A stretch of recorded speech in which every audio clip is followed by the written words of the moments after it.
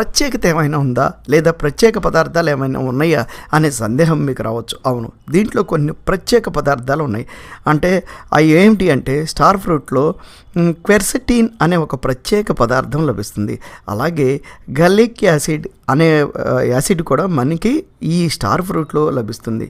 ఇంతే కాకుండా ఎపికాటెచిన్ అనే ప్రత్యేక పదార్థం కూడా ఈ స్టార్ ఫ్రూట్లో లభిస్తుంది. ఈ ఎపికాటిచిన్ వంటి యాంటీ ఇన్ఫ్లమేటరీ సమ్మేళనాలు ఉన్నాయన్నమాట దీంట్లో. మరి ఇవేం చేస్తుందంటే కడుపులో మంటను కూడా తగ్గిస్తుంది. అంతేకాకుండా ఆర్థరైటిస్ లక్షణాలను తగ్గించడంలో ఈ యొక్క ఎపికాటిచిన్ చాలా చక్కగా ఉపయోగపడుతుందని మనకి పరిశోధనల ద్వారా తెలియజేయడం జరుగుతుంది.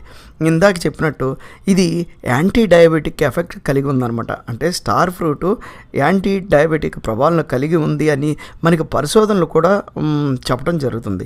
ఈ పండు రక్తంలో చక్కెర స్థాయిని